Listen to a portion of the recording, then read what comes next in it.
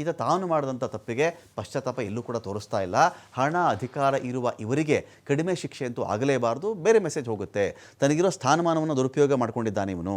ಕಡಿಮೆ ಶಿಕ್ಷೆ ಕೊಟ್ಟಾಗ ಸುಪ್ರೀಂ ಕೋರ್ಟ್ ಶಿಕ್ಷೆಯನ್ನು ಜಾಸ್ತಿ ಮಾಡಿದೆ. ಅಕಸ್ಮಾತ್ ಲೋವರ್ ಕೋರ್ಟ್ಗಳಲ್ಲಿ ಶಿಕ್ಷೆ ಕಡಿಮೆ ಇದ್ದಾಗ ಸುಪ್ರೀಂ ಕೋರ್ಟ್ ಅಂತ ಶಿಕ್ಷೆಗಳ ಪ್ರಮಾಣವನ್ನು ಜಾಸ್ತಿ ಮಾಡಿದೆ. ಸುಪ್ರೀಂ ಕೋರ್ಟ್ ಶಿಕ್ಷೆ ಹೆಚ್ಚಿಸಿದಂಥ ಉದಾಹರಣೆಗಳು ಬೇಕಾದಷ್ಟಿವೆ. SPP ಅಶೋಕ್ ನಾಯಕ್ ವಾದವನ್ನು ಮಾಡ್ತಾರೆ. ಇಲ್ಲಿ ಸಂಸದರೇ ಇಂಥ ಕೃತ್ಯ ಮಾಡಿದಾಗ ಗರಿಷ್ಠ ಶಿಕ್ಷೆಯನ್ನು ಕೊಡಬೇಕು, ಸಂಸದರೇ ಇಂಥ ಶಿಕ್ಷೆ ಮಾಡಿಬಿಟ್ಟಾಗ ಗರಿಷ್ಠ ಶಿಕ್ಷೆ ಕೊಡಬೇಕಾಗತ್ತೆ ಅವ್ರಿಗೆ. ರಾಜಕಾರಣಿಯಾಗಿ ಕಿರಿಯ ವಯಸ್ಸಲ್ಲಿ ಇವನು MP ಆಗಿದ್ದ, ಜನ ಆಯ್ಕೆ ಮಾಡಿದ್ದು ಯಾಕೆ? ಇವನು ಮಾಡಿದ್ದೇನು? ರೇಪ್ ಮಾಡಲಿ ಅಂತನಾ? ಜನ ಊಟ ಗೆಲ್ಲಿಸಿದ್ದು ಇವನು ರೇಪ್ ಮಾಡ್ಕೊಂಡು ತಿರುಗಾಡಲಿ ಅಂತನಾ ಹಾದಿ ಬೀದಿಲಿ? ಈತನಿಗೆ ವಿಧಿಸುವ ಶಿಕ್ಷೆ ಸಮಾಜಕ್ಕೊಂದು ಮೆಸೇಜ್ ಆಗಬೇಕು. ಪ್ರಜ್ವಲ್ ಏನು ಬಡವ ಅಲ್ಲ, ಕರೋಡಪತಿ ಅವನು. ಹೆಚ್ಚಿನ ದಂಡ ಹಾಕಿ ಅವನಿಗೆ ಅದರ ದೊಡ್ಡ ಭಾಗವನ್ನು ಸಂತ್ರಸ್ತ ಮಹಿಳೆ ಕೊಡಿ. ವಿಡಿಯೋ ವೈರಲ್ ಆಗಿ ಆಕೆ ದುಡಿಯೋದಕ್ಕೂ ಹೋಗದಂತಾಗಿದೆ. ಇದೇ ಮಾತನ್ನು ನಾನು ಆಗಲೇ ಹೇಳ್ತಾ ಇದ್ದದ್ದು. ಒಂದು ಮನೆ ಕೆಲಸದ ಮಹಿಳೆ ಈ ರೀತಿ ಅತ್ಯಾಚಾರಕ್ಕೆ ಒಳಗಾಗಿದೆ, ದೊಡ್ಡ ಆಘಾತ. ಆಕೆಯ ಬಡತನ ಅದು.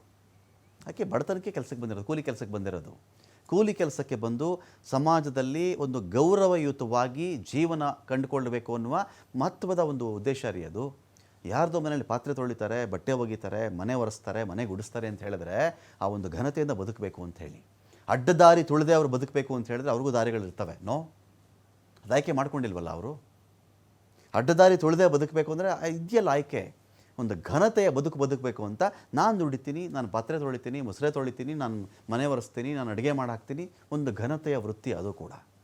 ಈ ವಿಡಿಯೋ ವೈರಲ್ ಆದ ಮೇಲೆ ಆಕೆ ದುಡಿಯೋದಕ್ಕೂ ಹೋಗದಂತಾಗಿದೆ. ಇಲ್ಲೇನಾಗಿದೆ, ಈ ಥರದ ವಿಚಾರದಲ್ಲಿ ವಿಡಿಯೋ ವೈರಲ್ ಮಾಡಿದವ್ರಿಗೂ ಇದೇ ಶಿಕ್ಷೆ ಆಗಬೇಕು. ಎಸ್, ವಿಡಿಯೋ ವೈರಲ್ ಮಾಡುವುದು ಕೂಡ ಕಂಡಾಬಟ್ಟೆ ವೈರಲ್ ಮಾಡ್ತಾರೆ. ಕೆಲವು ಸೋಷಿಯಲ್ ಮೀಡಿಯಾಗಳಲ್ಲಂತೂ ಯಾವ ಮಹಿಳೆಯ ಬಗ್ಗೆ ಏನು ಬೇಕಾದರೂ ಮಾತಾಡ್ತಾರೆ ರೀ. ಜವಾಬ್ದಾರಿ ಇಲ್ಲ, ರೆಸ್ಪಾನ್ಸಿಬಿಲಿಟಿ ಇಲ್ಲ. ಆ ಮಹಿಳೆ ಜಾಗದಲ್ಲಿ ತಮ್ಮದೇ ಮನೆಯ ಒಂದು ಹೆಣ್ಣು ಮಗಳನ್ನು ಕಲ್ಪಿಸಿಕೊಂಡು ಮಾತನಾಡಬೇಕು ಒಬ್ಬ ಮಹಿಳೆ ಬಗ್ಗೆ. ನಾನೊಬ್ಬ ಮಹಿಳೆ ವಿಡಿಯೋನ ವೈರಲ್ ಮಾಡಬೇಕಾದ್ರೆ ನಾನು ಯೋಚನೆ ಮಾಡಬೇಕಾಗತ್ತೆ ಕೂತ್ಕೊಂಡು. ಇದು ನನ್ನ ತಂಗಿ ಆಗಿದ್ದರೆ, ನನ್ನ ತಾಯಿ ಆಗಿದ್ದರೆ, ನನ್ನ ಸಂಬಂಧಿಕರಾಗಿದ್ದರೆ ನಾನು ಇದೇ ನೀಚ ಕೆಲಸ ಮಾಡ್ತಾ ಇದ್ನಾ, ಇದರಲ್ಲಿ ಎಂಜಾಯ್ಮೆಂಟ್ ಮಾಡ್ತಾ ಇದ್ದ ನಾನು ಅಂತ ಯೋಚನೆ ಮಾಡಬೇಕು. ವಿಡಿಯೋ ವೈರಲ್ ಕೂಡ ಅಷ್ಟೇ ಅಪರಾಧ ಅದು. ನೋಡಿ, ಆಕೆ ದುಡಿಯೋಕ್ಕಾಗ್ತಿಲ್ಲ ಇವತ್ತಿಗೆ. ಮನೆ ಪರಿಸ್ಥಿತಿ ನನಗೆ ಗೊತ್ತಿಲ್ಲ, ಐ ಡೋಂಟ್ ನೋ.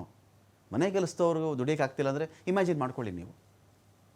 ಕೆಲಸ ದುಡ್ಡಿರಲ್ಲ, ಆಹಾರದ ವಿಚಾರ ಆಗುತ್ತೆ, ಮಕ್ಕಳ ಭವಿಷ್ಯದ ವಿಚಾರ ಆಗುತ್ತೆ, ಮನೆಯದು ನಡೆಸ್ಕೊಂಡು ಹೋಗ್ಬೇಕು. ಅವರು ಎಷ್ಟು ಸಾಲ ಮಾಡ್ಕೊಂಡಿದ್ರು ನಮಗೆ ಗೊತ್ತಿಲ್ಲ. ಹಾಗಾಗಿ ಇವನು ಸರಿಯಾಗಿ ದಂಡ ಹಾಕಿ, ಇವನೇನು ಕರೋಡ್ಪತಿ ಇದ್ದಾನೆ ಇವನು, ಅದರ ದೊಡ್ಡ ಭಾಗವನ್ನು ಮಹಿಳೆಗೆ ಕೊಡಿ ಅಂತ ಲಾಯರ್ ಹೇಳ್ತಾ ಇದ್ದಾರೆ. ಇಲ್ಲಿ ಸೆಕ್ಷನ್ 357 ಅಡಿಯಲ್ಲಿ ದೊಡ್ಡ ಮೊತ್ತದ ದಂಡವನ್ನು ಹಾಕಬೇಕು. ಪ್ರಜ್ವಲ್ ಪರವಾಗಿ ನಳಿನಾ ಮಾಯಗೌಡ ವಾದ ಮಾಡಿರೋದಲ್ಲಿ, ನಳಿನಾ ಮಾಯಗೌಡ ಅಂತ ಹೇಳಿ ಇವನು ಪ್ರಜ್ವಲ್ ಪರವಾಗಿ ಇವರು ವಾದವನ್ನು ಮಾಡಿದ್ದಾರೆ. ಪ್ರಜ್ವಲ್ ವಿರುದ್ಧ ರಾಜಕೀಯ ಪ್ರೇರಿತ ಕ್ರಮ ಇದು. ಇಷ್ಟು ದಿನದ ಒಳ್ಳೆಯ ಹೆಸರು ಏನಾಗಬೇಕು ಸ್ವಾಮಿ? ಆರೋಪಿಯ ರಾಜಕೀಯ ಸ್ಥಾನಮಾನ ಶಿಕ್ಷೆಗೆ ಕಾರಣ ಆಗಬಾರ್ದು. ಇವನು ಪೊಲಿಟಿಕಲ್ಲಿ ಪವರ್ಫುಲ್ ಅನ್ನೋದು, ಪೊಲಿಟಿಕಲಿ ಸ್ಟ್ರಾಂಗ್ ಅನ್ನೋದೇ ಇವನ ಶಿಕ್ಷೆ ಕಾರಣ ಆಗಬಾರ್ದು. ಪ್ರಜ್ವಲ್ ರೇವಣ್ಣಂಗೆ ಬರೀ 34 ವರ್ಷ. ಸಂತ್ರಸ್ತೆ, ಸಮಾಜದಿಂದ ತಿರಸ್ಕೃತಗೊಂಡಿಲ್ಲ. ತನ್ನ ಸಂಸಾರದೊಂದಿಗೆ ಎಂದಿನಂತೆ ಜೀವನ ಮಾಡ್ಕೊಂಡು ಹೋಗ್ತಾ ಇದ್ದಾರೆ. ಅವರು ಆರಾಮಾಗಿ ಜೀವನ ಮಾಡ್ಕೊಂಡು ಹೋಗ್ತಾ ಇದ್ದಾರೆ. ಎಂದಿನಂತೆ ಇದೆ ಅವರ ಜೀವನ. ಆಕೆಗೆ ಮದುವೆಯಾಗಿ ಮಕ್ಕಳಾಗಿವೆ, ಜೀವನ ನಡೀತಾ ಇದೆ. ಆದರೆ ಪ್ರಜ್ವಲ್ ಜೀವನ, ಹೆಸರು ಎರಡೂ ಹಾಳಾಗಿದೆ ಇಲ್ಲಿ. ಪ್ರಜ್ವಲ್ ಯುವಕ, ಆತನ ಭವಿಷ್ಯವನ್ನು ಗಮನದಲ್ಲಿಟ್ಕೊಳ್ಳಿ. ಈಗಾಗಲೇ ಮಾಧ್ಯಮಗಳಲ್ಲಿ ಆತನ ತೇಜೋವಧೆ ಆಗಿಬಿಟ್ಟಿದೆ. ಬಂಧನವಾದ ದಿನದಿಂದಾನೂ ಕೂಡ ಜೈಲಲ್ಲೇ ಇದ್ದಾನೆ ಅವನು. ವಯಸ್ಸಾದ ತಂದೆ ತಾಯಿ ಇದ್ದಾರೆ.